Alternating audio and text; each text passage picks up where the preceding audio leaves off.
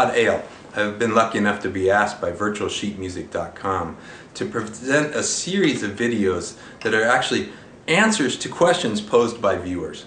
So since I didn't have any questions for this very first video, I decided to choose the topic, which will be the Adagio from Bach's Sonata No. 1 for solo violin.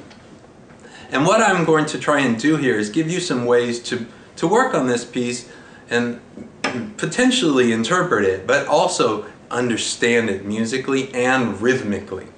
Recently I read, though, in a book by Joel Lester that you should think of the Adagio as a prelude to the fugue. This is what they call the Sonata da Chiesa, or a church sonata, where you had a slow movement, a fugue, a slow movement, and a fast movement. And that first slow movement would have been a prelude to the second movement, in this case the fugue. So a prelude implies improvisation. However, what I'm getting ready to show you at first has really nothing to do with improvisation. I also recently read an article by the famous bassist Gary Carr, who said that subdividing created an unmusical performance.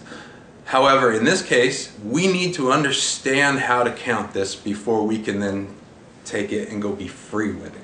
So you have to know everything about it rhythmically, and then maybe you can express yourself based on your choice to move outside of certain parameters. So initially, I'm going to ask you to count 8 clicks for every beat. Now you'll notice that Bach wrote this Adagio as common time, meaning it's in 4. And if you look carefully, you'll see a quarter note, and then a series of 30-second notes, and then 2/8 notes built on a chord. That would be beat 3. And then, but what really works here is that they're beamed in ways that give you a sense, at least in some of the bars, and especially the first bar, a big sense of 4.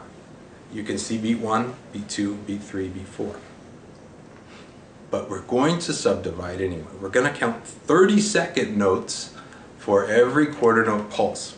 So by doing this, if I'm thinking 8 clicks per pulse, I am counting the 30 seconds that you will then take in beat 2. I'll show you, I'll demonstrate. I'm going to count to 8 for every quarter note pulse.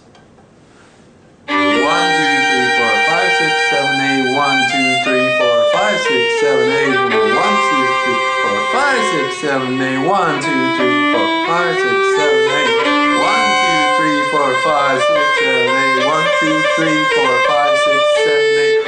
1, 2, 3, 4, 5, 6, 7, 8. 1, 2, 3, 5, 6, 7, 8. 1, 2, 3. You get the idea.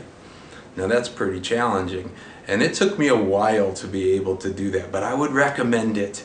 Try and learn to subdivide it at that level so that you really have an understanding rhythmically. It will change the way you interpret this if you really understand it at that level. Once you do, then perhaps you could go back and do 2 clicks per quarter note beat. Or you count the whole measure in 8.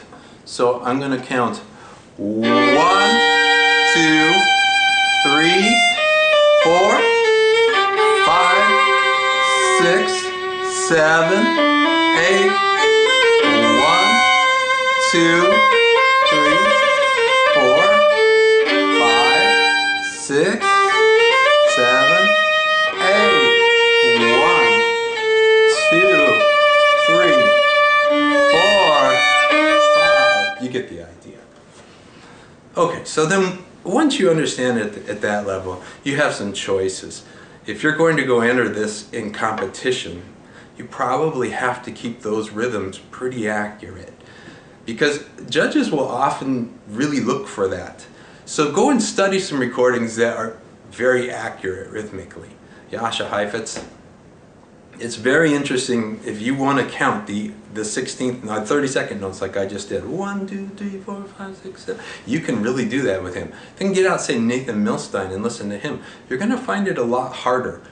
Clearly he is more fluid, and I don't think he's clicking those divisions in his mind at all. I love his performance. I'm not in any way criticizing him. I'm just saying that you can automatically hear what they are thinking when you start to try and subdivide it like that. Now, there's another subject, and that is how do we interpret it? When I was a boy, I had the Joachim Moser edition, and Joel Lester in his book on solo works by Bach, solo violin works by Bach, talks about this and saying that many of us were taught to think about the musical or melodic line. So to learn it without chords first.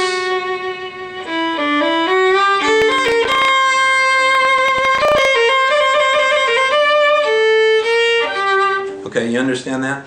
It's thinking of it purely as a melodic work, and then those other notes just fit in to enhance. You could also, though, make the argument that Bach was thinking about the chord, what they would have called the bass. And then you had this interpretation as you are improvising the notes in between the bass. So you have that, and then some kind of connection. So that's really different, right? Now, I'm not saying that one is right and one is wrong. I'm just saying that there are different ways to think about it. It would really change your interpretation, I believe. So there's some ideas, and I'd love to hear from you. I will try and get back and respond to your questions, and maybe next month we'll do something else, okay? Good luck.